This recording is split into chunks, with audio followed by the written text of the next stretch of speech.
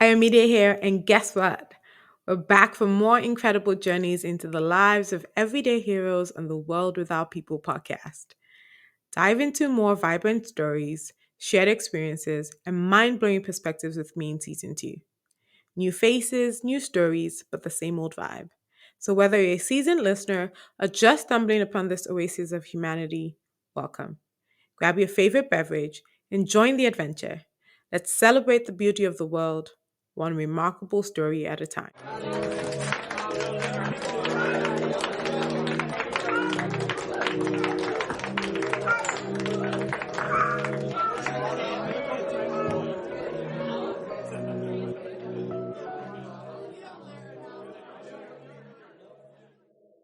Welcome, everyone, to another episode of The World Without People. My name is Ayomide, and I am always excited to be here. And the reason why I'm more excited today is because this is the second time I'm having a sibling on the show. And this is really so cool. And it was even the sibling that was like, you have to talk to my sister. And I'm like, yes, that's so cool. Thank you, Jesus. Because, part of you're just starting something new. How do you find the best person to talk to and everything? And I really love it. And so welcome, Dr. Adeola Chukwumah.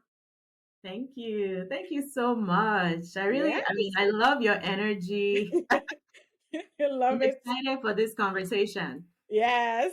Okay, so you guys should remember the episode with Shala Okunore. We talked about vibing high. Very, very positive. And you can see with a smile that she's also very, very positive. I love it. And we'll go into a little bit of some of those things as well, siblings wise. But we wanted to talk a lot today, actually, even about work and science and health and all of that stuff and finding your passion. But it's interesting that in preparing for this conversation, we were trying to figure out time because she was so busy with work. And then you lost your job, which is interesting. So tell us a little bit about that. Before that, I should say she's a holistic board certified registered pharmacist and integrative health coach. And so you lost your 9 to 5. So tell us a little bit about that. I did. Okay, so as a doctor of pharmacy, I've been able to do a lot of things in my career. Worked in different parts of the healthcare industry and kind of seen it from different vantage points. So my most recent role was at a pharmaceutical company where I managed some of our strategy around hospitals in the oncology space. And it was great. I loved it. I love what I do. Mm. And, last week we were told that an entire like 30% of the workforce was being let go. Mm. So it was very surprising to me because this is my first time experiencing that. I will say, though, it's not unusual in the pharmaceutical manufacturer world because, especially for the publicly traded companies, they answer to shareholders. Mm-hmm. And so, whenever there's numbers that are not meeting expectations or whatever else the shareholders are looking at, the company makes changes. And so it's not unusual to have that happen. It's just for me, it was the first time. So Oh. now I know for next time to kind of prepare. But, I always believe that with every change, every transition, it's for a reason. Mm-hmm. So, I'm taking my time, seeing what's out there, working on my business, growing that. And, I know that when God is ready, that right thing will come. So, really I love excited to it. see what comes next.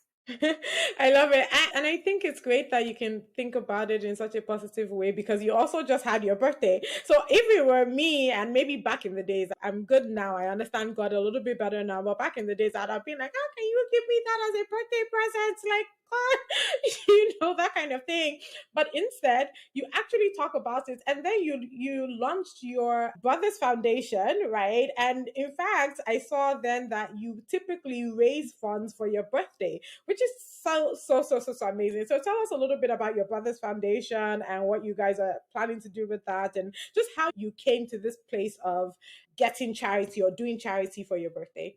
Yeah. Okay. So, I guess maybe I'll talk about how I started to just raise funds. I've always been helpful, resourceful, whatever that word is. Growing Mm, up in Nigeria, like you always have to be useful. You can't just waste time. So I've always kind of had that, just the way I was raised, that you need to do things to help people. You need to give back wherever you can. And so after moving to the US, I mean, I always volunteered. I volunteered in the library. I volunteered Mm, as a mentor when I was in college for high school kids.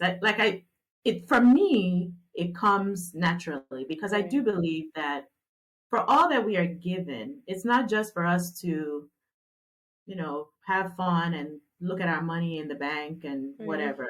You should do those things too, of yeah, course. But I think that whenever we're giving gifts, it's not just for you, it's for mm, God's children around you too. right, Those that you are actively engaged with and those that may be watching you. Everybody's watching you, you mm-hmm, know. So it was always very natural for me. And the very first year, so it's been over 10 years now. The very first year, it was a very small donation. Like I just said, you know what? I was reading about water and how in parts around the world, I mean, think of Nigeria too, in some places, right? right, There's always that stress of, is there water? Is there water in the borehole? Is there water in the well? That kind of thing. mm-hmm, And so it was an organization called Charity Water. That was the very first one. And what made it easy for me was their platform allows you to do a birthday gifting campaign, a birthday campaign. And so it was easy for me. I just put my name in and then I shared it with my friends. And that was the beginning. And so I said to myself, okay, there are some organizations that, have a platform, others may not. And so let's just do it. Let's surprise them. Let's surprise them and they'll just wonder, "Ah, where is all this money coming coming in, during this week?" And so I've just done that and I enjoy it. I love it. Hopefully one day it'll be even more. It continues to grow year over year. So I'm really excited about that. So that's how I kind of started doing that. For Coyote's Legacy Fund, and so for those who may not know, so the middle brother between me and the other brother that came on her show, Shola, his name was Coyote Oluseun, and he was diagnosed with stage 4 colon cancer in October of 2022. And then he passed away January 2023. yeah, So it was really fast. And just kind of walking through and alongside that process. Like I would go, he lived in Houston, I live in Dallas. I mean, I would go every weekend or in between the week and lots of doctor visits, staying overnight in the hospital, inserting ourselves into his treatment plan so that his physicians, his nurses would talk to myself or my husband mm, whenever they were deliberating about something. It just showed me that I think that we still have a long way to go, especially in communities of color, mm, Black people. mm, I think that there's still a lot of education. Many of us, sometimes don't want to think about taking active and proactive care of health until health evades you. mm, And so, for me, this was an opportunity for me to start an organization that would keep his name alive because Kay was wonderful. He it was was, the most chill person. He would have been the last person that you would think, I can't believe he's not here. And he was, mm, 41. mm, So part of this organization, what I would like to do as we're starting out, we're raising money, of course. So it's a legacy fund, it's a nonprofit fund.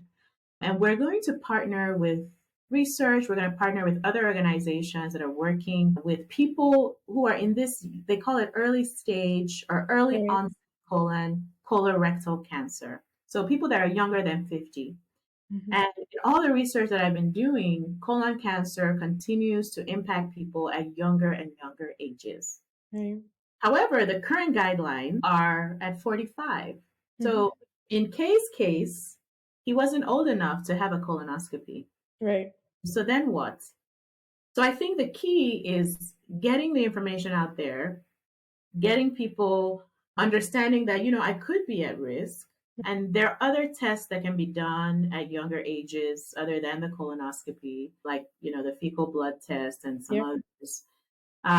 Just getting that word out there, getting us comfortable with speaking about it and getting us comfortable with asking questions about our family history. Mm. Because there might be someone in your family who maybe it wasn't cancer, but there was something that was wrong with their GI tract. There was a Mm. surgery that they had. Mm. That's a risk factor. And Yeah. many of us just don't know that. So my goal is to partner as much as possible, get these funds in the hands of people that can use them, and also perhaps help some of the patients too with some of their needs. So starting out, we're going to launch April 4th. We're having a small fundraising luncheon in the Houston area. So it'll Awesome. be the beginning of this. And it's called the Kayode Oluseun Okunare Legacy Fund, abbreviated COOL Fund. So I love it. cool.org. Mhm. Thank you so much for sharing that. It's funny, I forget that you also have a master's in public health. I do. I do. Okay. Yes. Yes, we're always going to school. School after school after school. Yeah, so I did a little bit of research on cancers. Actually, it was what I thought I was going to do my dissertation on, and then it eventually moved on to CVD. And so, a lot of these things you're talking about, you're right, because we know that in Black populations, especially, the early onset of some of these diseases, and it's all kinds of diseases, breast cancer, like Michael Shanahan's daughter, who's dealing with, she's, what, 1921. Like, again, you wouldn't have gone for a mammogram. It would just be a routine exam that would open that conversation up, and you obviously you would be shocked because you're like, I'm 19, I wouldn't even have ever known. And so I do love the fact that you're bringing awareness to this, especially because colorectal cancer happens so fast. Of all the many different cancers, it's one of the ones that happens so fast. And again, sorry, I don't know if you knew that I knew Kay. We actually he had come down from Michigan once. We went to go watch a hockey game. Like, I have all these memories, and yeah, great guy, great guy. And I'm so happy for you guys that you guys are able to come together and do this. Sometimes I think grief can make one inactive, but I like that you guys are using that passion to move this forward. Okay. It is also a very natural flow for you though, because it was another family member's health concerns that drove you to start your business. So Yeah. tell us about that. It was. It was. Okay, so the name of my business is The Wellness Keys. And what we do is we work with parents, especially busy professional moms. And what we do is, in a holistic way, looking at emotional, lifestyle, mental factors. We work together with that parent for their child's best health. And we do that through leveraging food. Okay. So, here's what happened to me. When Mm-hmm. my son he was 7, all of a sudden we would get calls. I'd be at work, I'd be in a meeting, and they'd say, "Oh, your son is having a tummy ache. You need to come Mm. pick him up." So I Mm. would drive, and I worked at that time. It was about 45 minutes away from the house and school and everything. So I would drive back, and the next day something else. And we were wondering, like, what is going on? And we Yeah. took him to the pediatrician, and they started to do tests. So they did several tests, nothing showed up. Ended up doing an endoscopy as well. So he had to be put to sleep to do that. And then they couldn't really find anything. He didn't have H. pylori. He didn't have celiac disease. Mm. And so the next conversation, a friend of my husband's, who happens to be a GI pediatrician, said, sometimes we may have to give these drugs, and they may have to be some children also have surgery. And I said, okay, all right, you guys don't even know what's going on, but you are ready to treat almost blindly, to give Mm. surgery as an option almost blindly. Mm. And I said no. And so I started to research and look for, and there's this concept called functional medicine, which is kind of the concept that I use in our practice as well, is trying to get down to the root cause of what is causing these somatic symptoms that we're seeing. And so I found a pediatrician who was a functional medicine trained pediatrician, also traditionally trained. So I'm not talking about going to some type like she went to medical school, but she had additional training. And so we went to see her, and she did some functional medicine testing, which is a little different than some of the blood tests that we traditionally do. And they found that he had some food sensitivities. Mm. And so what she said was, you know what? In children, especially, there is a quick response once you make changes. And I think that is true. And so we took out those things that he was sensitive to. And within 6 months, all of those symptoms went away. Mm. And so, it just had me thinking, like, okay, if we hadn't done this, we would have started with one drug and then Right. side effects, add another drug. And because I am a pharmacist, I understand that.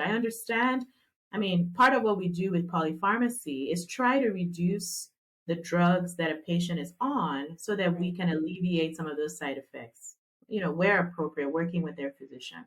And so I didn't want that for my child at 7 years of age. Mm. And so 6 months, he's better. A year later, he's even better still. Mm. But in the process of doing that, we also changed our food at home. Like there are some things you will never find in my house. What's an example? What's an example? Soda. Oh yeah. I mean, yeah. You're not gonna find. Okay, just so I'm not the mean mom. There are times when, a visitor will come or we're having a party or whatever. I'll have some soda. Yeah. But that's it. Yeah. Same. They just don't. I decrease vegetable oil use as an example because that's an inflammatory oil. So instead, you use more natural oils, whether it's palm oil, whether it's olive oil, avocado oil, like, things that are not chemically made, if you will. Let's see. I'm trying to think of something else. We use honey more so than sugar in my house, just less processed foods in general. And so, we took all of those things. We always have grass-fed meats, imported meats. The eggs are always pasture-raised eggs. And we go to the farmers markets a lot of times for that. And then lots of vegetables and fruits. And I try to be organic, especially if I'm looking at the fruits and vegetables that are most likely to be produced using pesticides. You make sure those are organic. Yeah. So there are simple things that you can do that just makes everyone healthier in general. So that's what happened to us. And I didn't want any other mom to have to feel the way I felt. I felt confusion. I felt unsettled. I felt, oh my God, am I going to get a call today from school to go get him?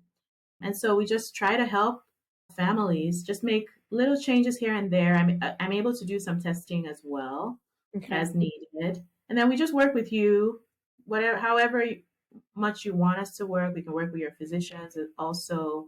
And the goal is to leverage food and look at how your lifestyle is and what it is you might be able to modify to just get that child healthier and maybe the whole family healthier too.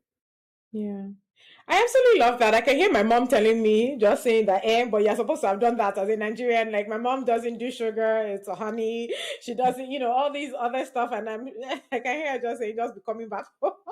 But obviously, like, you get here, and I think it's that whole idea of acculturation, right? Sometimes it's just, this is what you know, and this is what they know, and you don't even know any better. Obviously, science and education and awareness is bringing a lot of these things back up, and people are now understanding organic. But I think what I like about what you're saying is that you can tailor it for yourself, because I don't like this blanket statement of everybody don't eat meat. I'm not going to not eat meat. Let's just be clear.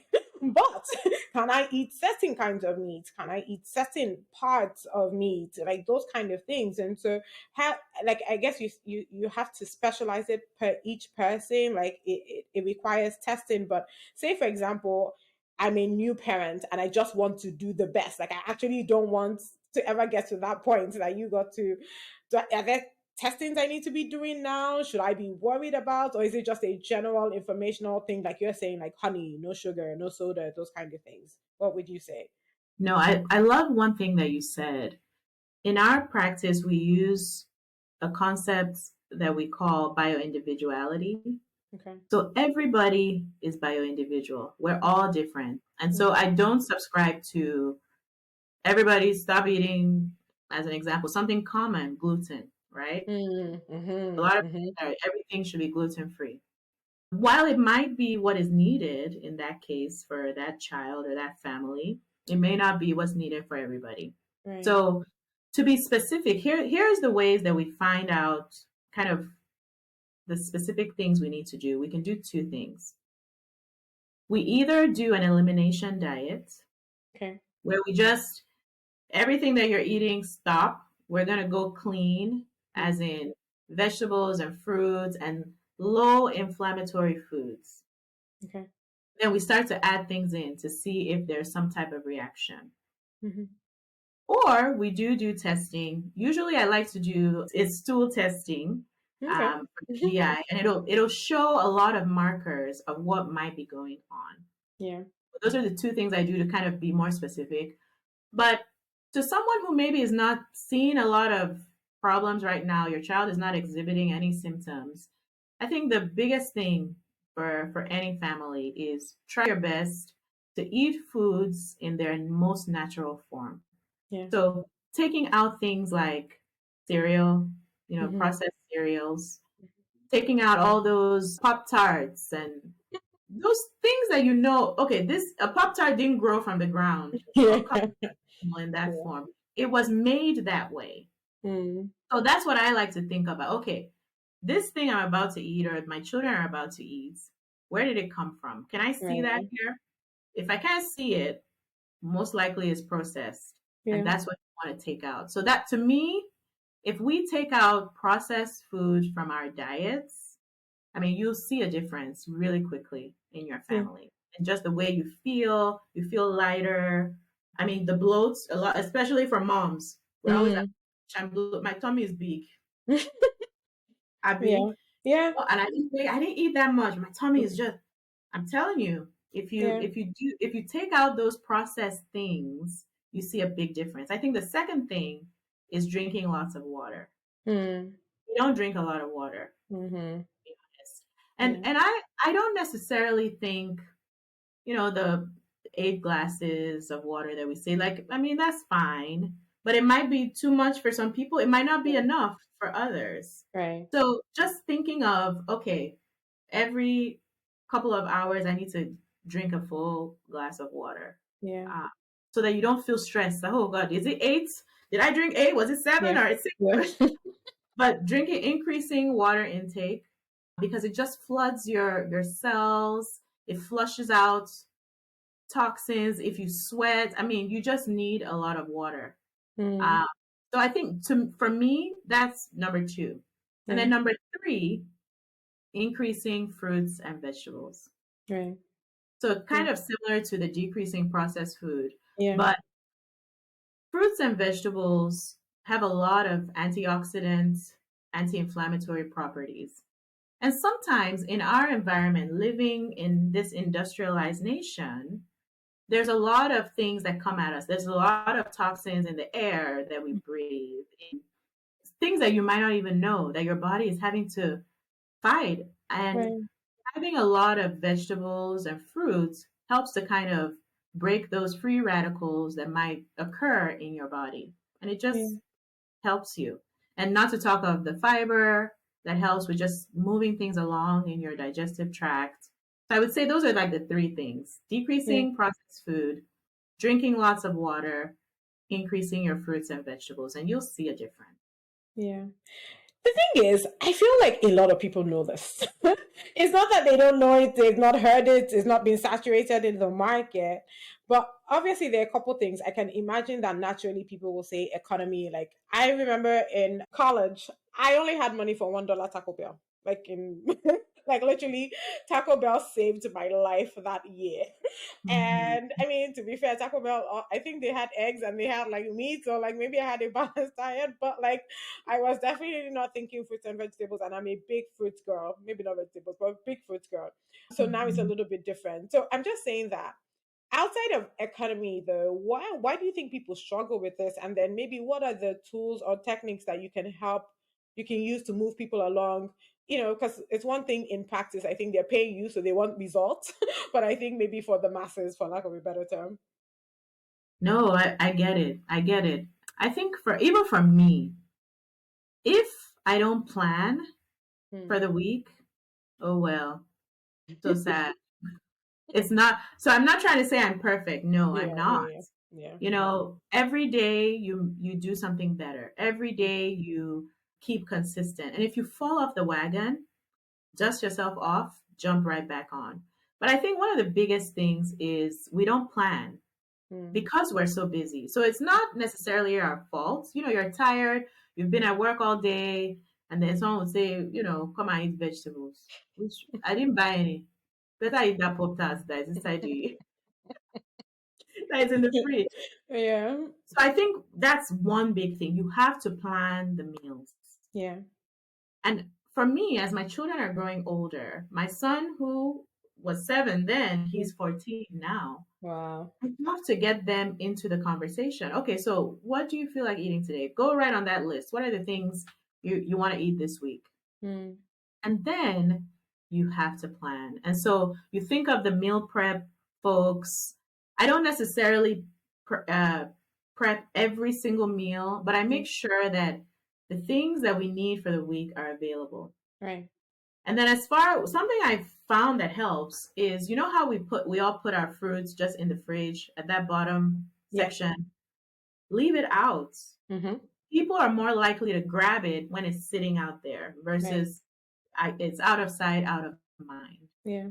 What I'll do with salads, if I'm just having salads, is I'll put them into um, individual containers. So I'll Yeah. take it out of the bag, prep it, put it in individual containers. So each person can just grab their own Yeah. versus, oh, I have to open it and shake it and put the dressing. Mm-mm. Just grab yours, Yeah. go sit over there and Yeah. add whatever else you may want with it.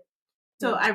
I really think, and there's no way that we can avoid it. If you don't plan, you're planning to fail Yeah. because you'll be driving home. You know, you pick them up from school, you're driving home.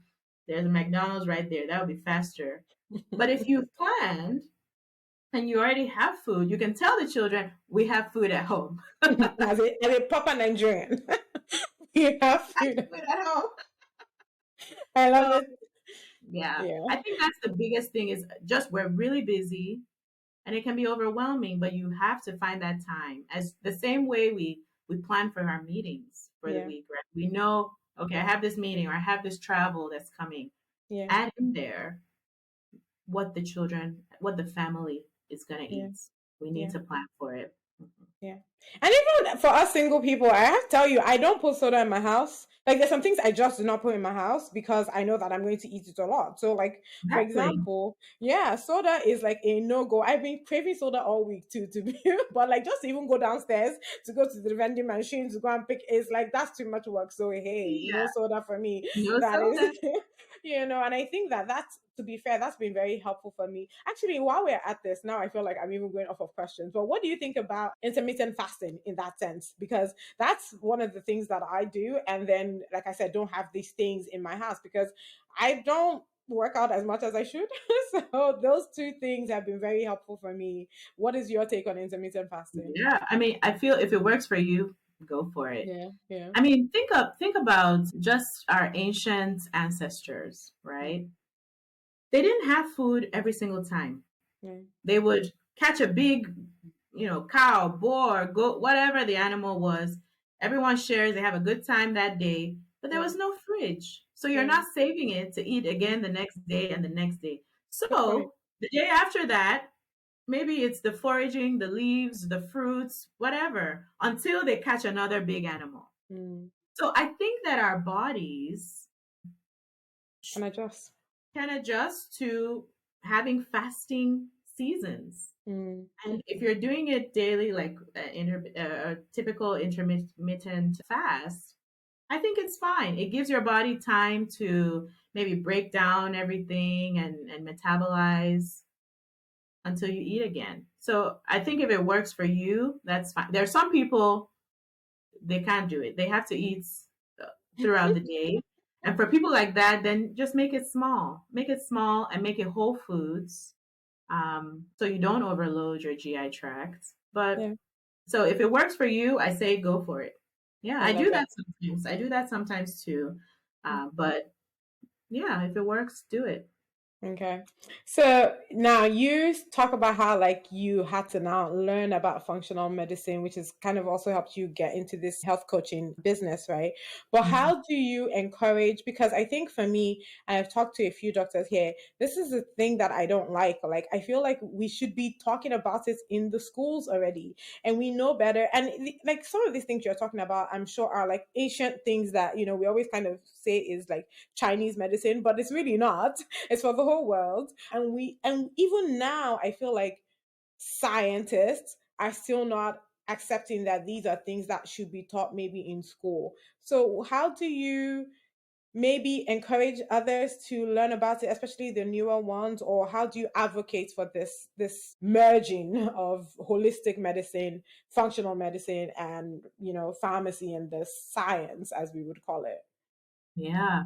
The funny thing is there's science around holistic or functional medicine as well. Right, right, It's just, it might not be a randomized clinical trial of right. 10,000 people. Mm, So I think, though, that there's convergence that's happening out there as more and more studies show connections between different things. mm, So, as an example, for the longest time, there wasn't that association between the gut and the brain and how they're connected. right. But now we know that 70% of your immune system is in your gut. And Mm, that even makes sense because that's how things enter into your body for the most and go part, out. Yep. right? Yeah. So they're entering that way. It makes sense that the creator was like, okay, this is your first defense. We're going to Mhm. work things out here before things move around to your cells and your genes and your DNA and whatever Mhm. to impact those things. Yeah. So science has proved that now. It took some time, but we've proved that. I would say that let me give another example. So there's a researcher, she's actually going to be speaking at the launch event for Kay's Legacy Fund. And Awesome. she's doing research that is looking at the microbiome across different countries in the world to see how do the differences in microbiome and the bacteria that's in different people's gut, how does that correlate with the incidence and perhaps even severity of colon cancer? Hmm. So there's research that's going on connecting all of those things. Yeah. So I feel like there will be a convergence, and we're seeing some of it here and there. I think for those of us who are already doing some of this work, we just need to be more vocal. Right. That's all that we can do. And and I to your point, as younger people are coming up, this generation, this younger generation is very curious, and it's not necessarily accepting of what the authority says. They're Right. more like, okay, wait, show me. What do you mean? Why? You know? Mhm. And like in my generation, whatever they Mhm. said, I am not going to question it. That's Right. what it is. So, I just think that in time we'll continue to see more of that. But for those of us in this space, for our circle of influence that we can help support, we just continue to echo those words and help people. That's all Yeah. we can do. So what was the biggest pushback by like the current doctors that were working with both, even like you said with Kay and like with your child? Because I can imagine that I have public health degree, so sometimes when people are talking, I'm like, I know I'm not a medical doctor, but I know that kind of thing. I know the statistics, I know the stuff. Like how do and obviously they're looking like you like, well, I went to medical school. So I can kind of get that, there's that pushback. What was some of the, or what were some of those challenges, and how did you navigate Oh gosh. Well, I had someone say to me, "Well, we just don't know that that's going to work." it? And I don't even know that I had the words at the time to say who are we and what is it that you don't know that's going to work. I just removed my child from her presence Mm, and went somewhere else. So, I think you want to have a physician, and there are wonderful physicians out there who are willing to sit down, spend that time, have conversations, look at what you share with them, and do their own research to see, it's something they weren't taught in school, but Mm-hmm. there's research happening now, Right. Right. that they can go look up.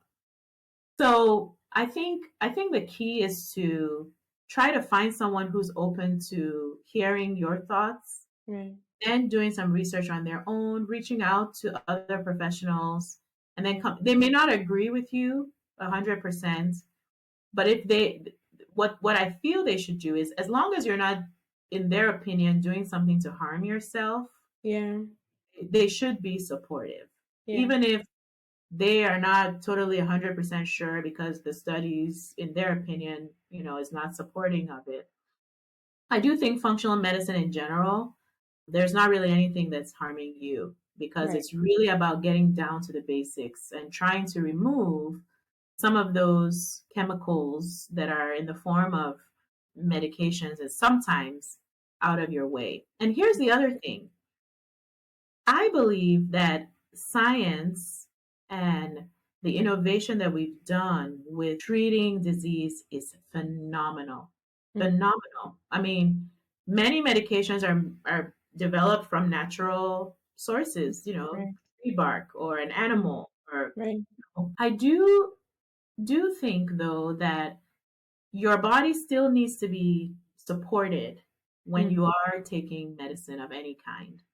Okay. I think physicians are starting to kind of think of how can we support patients as they're taking some of these medications that give all these side effects. How can we support them a little more naturally through that process? So, I don't think you should just not take any drugs at all. No, but you do have to question.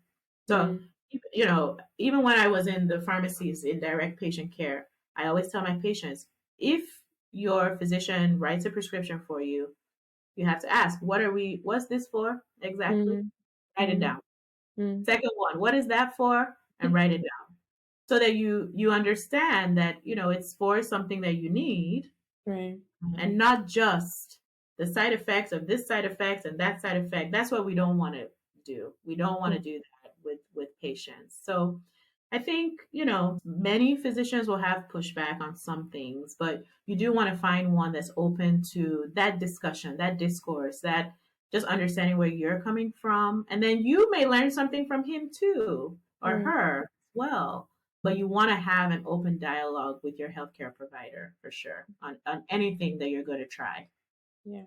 And I think the point you make then makes me think that we have to almost kind of have that even from preventive care, not when you're in that place of distress. Because I can imagine that if you're in that place of distress, you just want to get whole again and you just want to get healed again. And you don't even think about, like, again, another parent who maybe didn't have your background will be like, well, surgery because I want to get whole again, or I want my child to get whole again. So I guess maybe, do you have any advice to people on proactive ways that they can manage their health? I mean, I know you've said some of these, you said the three things, but I guess in working with even from primary care situations, right? This idea that, okay, you're supposed to see your doctor once a year, you see your eye specialist once a year and things like that. But like, still then being proactive in that sense of, bringing both the integrative and conventional methods that you're talking about to managing your health. Does that make Right. sense? It does make sense. I think the first thing is you need to know your numbers. I mean, that's Mm. something that you should always know, blood glucose, blood pressure, how much you weigh, Mm. your body mass index, even though it's not the best measure for everyone, Yeah. but at least have those touch points that your physician does every year. You need to know that. Mm. And so if you're seeing changes, that shows that there's an opportunity for something, I right? love that word. Yeah. So if you know, then as you trend, you can see a change, Mm. faster if there's a Yeah. change in the trend. Yeah. Same with your children. We take them when they're babies, you're going to the doctor, they're doing the measurements. You got to see that trend, Hmm. if there's something changing, then okay, there's an opportunity here Yeah. for something else. And then you have the conversation with your physician. What can I do to make this number better? And you know what, too? I think sometimes physicians, you know, run through the motions, sometimes because it's busy, they're overstretched. If a patient comes that's really interested in their health, has their numbers, is asking good questions, they're going to stop and listen to you. Mm. So some of that is on us too. We have to advocate for ourselves. Yeah. So that comes by first having the knowledge of this is what we've been doing for the last couple of years. I see this number is changing. Is there anything I can do to Mm. help with that? And having that conversation with the healthcare provider. I love it. Just a random question. So, what actually led you to pharmacy? Because I also think it's a very interesting, because you also mentioned like now you're not even in direct patient care. I only think of pharmacy in two ways: direct patient care or clinical trials. Like that's the only two ways I think of what the pharmaceutical industry does in you're giving me meds. But what led you to pharmacy, and then like what are the different, because you kind of talked about different um parts of pharmacy. I'm kind of curious. I don't know any of it. Yes. Okay. So I was going to be a pediatrician. Mm, That's what I have always wanted to be. mm, And I was in college. I was already taking my MCAT prep classes, and it, and then my father, he called, and one of his friends, their child didn't get into medical school, so he was afraid that maybe I mm, wouldn't get into medical school. So I was a biology major. mm-hmm, And then he called me and he said, "Oh, what if this medical school thing doesn't work? Do you have something that you can work with as you're mm, trying to get into medical school?" I'm like, "What do you mean I'm going to get into medical school?" And so he ended up having me research other professions I could work in with all the credits I had already gained from mm. trying to get into medical school. And at first, I came back with occupational therapy, physical therapy. But he already had in his mind pharmacy, and he kept saying, "Oh, no, just keep doing some research. I don't know. I'm not sure about that." And then I was like, "Okay, well, pharmacy, I've done almost all of those credits." And he said, "That's a good idea." And Mm, so I'll never forget, I submitted my application on the deadline that year, mm. and I got in and I started the program. And then it kept going on and on and on. And You I was like, really love that. just want to work. And that's Wow. the reason why I didn't go to medical school. Yeah. Yeah. It's an amazing story. I know it seems so very like, but it's such an amazing story. I love when parents, and I hope I can be that parent that can see it's not even. I mean, I'm sure you would have done well in medical school, but maybe he just had a knowing. It may come across as fair, but he had a knowing that you could succeed in this and this. Maybe think about work life balance for you now and things like that. Like, I really, really, really love that. Oh my Well, gosh. maybe I like what you said. He had a knowing. I'm going to Mhm. tell him that next time. Daddy, you had a knowing. Oh no, I really love it. I think a lot of parents don't. I think they do a lot of their kids. This is my personal opinion. Disservice when we just think of the typical engineering, medical school, this, that, without considering who your child is, what they're good at, what their future could be designed to be. Because again, I keep thinking about that. Like, and not to say that medical school you couldn't have had work life balance, but I can imagine that it was just a little bit different. So I really, really love that. Okay. But yeah, but tell me, what are some of the things you did there that is other than those two, like just Yes, giving drugs or like in clinical yes, trial? yes, yes, yes. Okay, so started off in direct patient care, Okay. a little bit of hospital and community pharmacy. And then I moved into managed care, which is kind of the insurance space where, Okay. we're covering people's lives through your insurance Okay. and trying to work through clinical programs at a group level or population level to keep that population that's under this group that has the insurance healthy. So I moved into that, and it was very serendipitous, to be Mm-hmm. honest, because I made a call. I just made a call because I had an old card that somebody had given out when he came to visit our pharmacy school. This was 6 years prior, and I kept his card. So when I called, he obviously was not at the number anymore. He was now the VP of pharmacy at that health plan. And then I just said, the first person that picks up the phone, she hung up on me. She was like, no, we don't have any jobs. And she hung up. And then I called back, and another person picked up, and she said, you know what? I'll transfer you to HR to see if we have something for pharmacists. And they sent me the application, and I interviewed, and I got the job. So, again, it was meant to be. It was just meant to be. In between, prior to that, I did a volunteer position with the state Medicaid program, where we would do training on a disease state, and then they would deploy the pharmacists that were in the program to different physicians to review their prescription usage.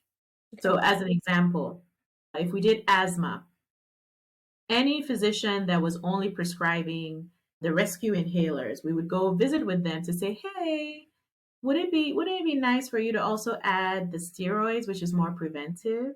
That kind of conversation. So I would do that. I would just drive around. I would have my list through that program, and I would just drive around and meet with those physicians and talk to them and sign off that I talked to them about this. And you know what was funny with that program?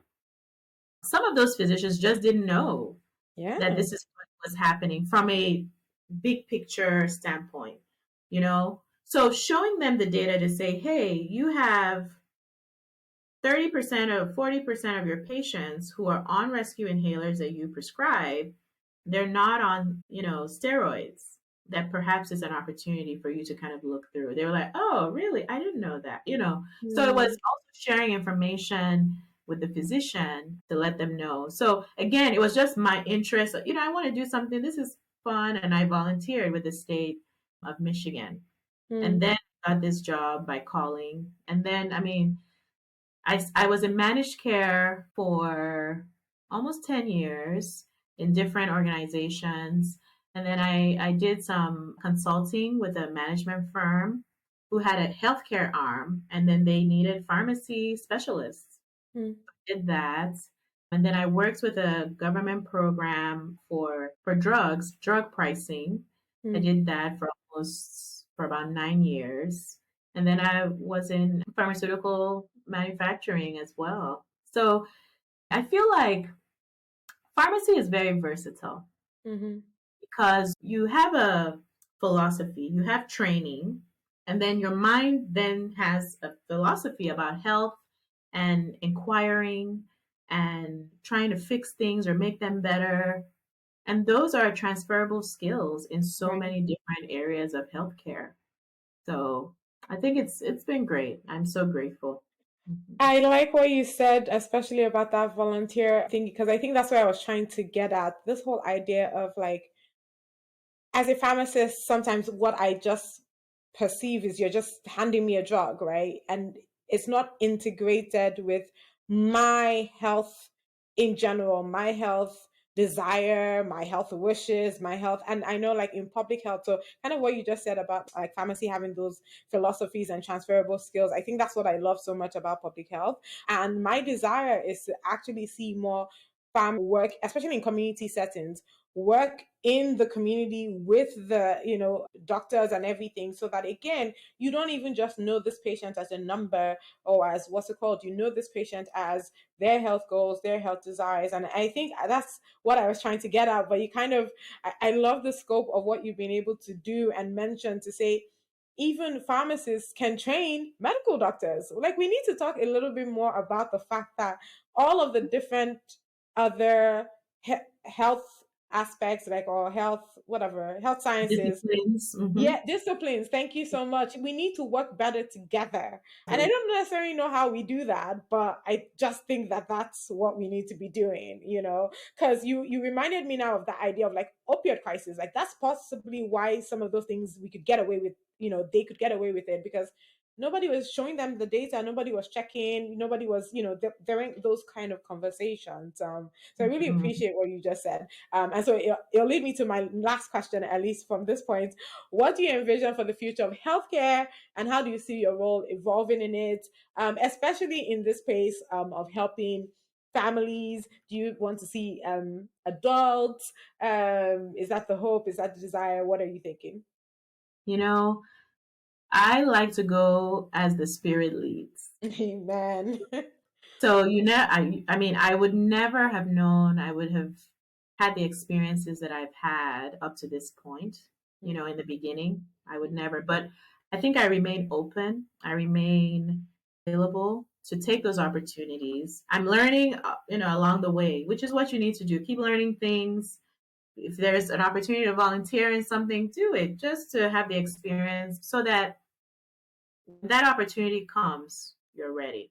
Yeah. I will say I want to be part of the this drive to this wave of getting people more responsible for, or feel that they're capable. Maybe that's the better word, because many people don't feel that they have the power, but we Mm, do. We do have the power to impact our health. It's not mm, a pink pill or yellow pill or blue mhm, pill that does that. mm. It's us Yeah. figuring out how we're living, the things that we allow into our minds, our Right. spiritual practices, our emotional health. There's a concept of primary food that I use in my practice as well, which is food that's not you don't put in your mouth. You have to be at peace. You have to have good you have to have well-being, Mm, or you can make the best decisions when it comes to the food you put into your mouth. So, making sure that your primary food is intact, I think, is the first layer for every mm, single person. Before we worry about how much do I weigh, what should I eat, gluten free, whatever. So, I think that we're seeing more and more of that as we hear more about mental health, mm. as we hear more about people trying to have lifestyle changes. Those things do need to happen for us to feel like we have the power in our health. Right. And then I think the second thing is, hopefully through that, we can help people and patients feel like, oh, you know what, I can advocate for myself. Yeah. I can ask more questions. I can share what I found with my physician and have this dialogue. And it's not just a one-way conversation. Yeah. Um, I also know this, I know to be true, is that especially as a parent, for me, I knew in my guts that everything they were telling me, this is not what is wrong with my child. Mm-hmm. Something else, and we need to get to the bottom of that. Mm, And so we also need to kind of build that muscle of reliance on, that voice that's inside of us. And yeah. that can only happen once, we kind of calm down. And that's Yeah. hard to do in our society. So Yeah. I want to be part of that, just helping people to look within themselves as they're navigating their health, which is the most important thing that we have. Yeah. And, maybe, I mean, I always give advice if I'm asked to Yeah. grown-ups too, to adults, but my heart is with the children because they are our future. Amen. We want them to be healthier to further our species going into the future. I mean, we won't talk about some of the things we're doing with the environment that's maybe And not social helping. media. We talk about social media in my practice too. We make sure the parent is aware of this Mm, is what is happening, and we share mm. that information. But I just want to be there to help and be of service however I can, and hopefully just help people to take their health in their hands and be that partner to their healthcare provider through the journey of getting to their best health. Man, I really love it. I think one thing that I want everybody to hear: volunteer, volunteer, volunteer. I won't lie, it's been a long time. I mean, outside of church, which is also volunteer and it's a lot of stuff. It's been a long time. I've gone to a different organization to volunteer. I do volunteer a lot of my time for other things, but I do think you make a really good point, especially for young people. I know I did it a lot when I was young. Habitat for Humanity, all of it, and I do think that it's another avenue for you to also find your purpose and find what you're good at, and or find just something you can use to impact the world, because what you're talking about now is two things that affected you personally that you're now thinking about bigger picture to impact others. And I think for me that's so amazing. So I said it was going to be my last question, but it's like, tell me one success story so far in your journey. Oh my God. You know what? Every day that I'm alive to see another day is a success. Amen. I think I think even when challenges come, there's, the first feeling is to be afraid and to be like, oh my God, what just happened? But I always think, looking backwards, that when that thing was happening, it needed to happen to get me to where I am today. Mm-hmm. So I'm still growing, but I'm trying to, as things happen, to look beyond what's in front of me. Mm-hmm. This thing, either I need to learn something from it, which will Yeah. only make me stronger, Okay. or it is clearing the way for something better to come. Amen. So I'm just grateful to be here every single day. And I think that's the biggest success to me. I love it. Thank you so much. You get to ask me one question before you go. Yes. Okay. Let's see. One question. One question. All right. What are you eating for dinner? Ooh, I haven't thought about it, and that's because I had breakfast, which I never have breakfast. But today I woke up hungry. I've been going to bed lately early enough that by 6, 7, 8, I'm already done. No, actually, even earlier, like 7, I'm already done with dinner. So I haven't thought about it. Maybe a salmon. I'm team fresh food. I almost certainly make food fresh each day, which is annoying because I don't have time for that. But I'm not really good with the planning, like you said. So I think that's another thing that I've learned. I've heard it a lot, but I also get like bored with food. So I'd rather not eat than eat. Maybe that's another thing to remind people, like, eat. Don't be like me. Eat, please. But But again, it might work for you. You know what I mean? So, exactly, exactly, so exactly. it's okay. Yeah, probably a salmon. That's the only thing I can think of in my fridge right now, and then I So have what? leftover pastas. Oh, okay, perfect. So it's afternoon now. You have the rest of the A couple afternoon to hours, think yeah, about what you'll have for dinner. Just make sure it's something whole, yes, something that will nourish you and nurture you. yeah. You'll be I love good. it. I actually love the question too because it makes me think about what are you, and I think hopefully people get that. Like, think about what it is that you're doing and don't just like go into the fridge Yes, and pick something up. So exactly. thank you so much. It was amazing having you.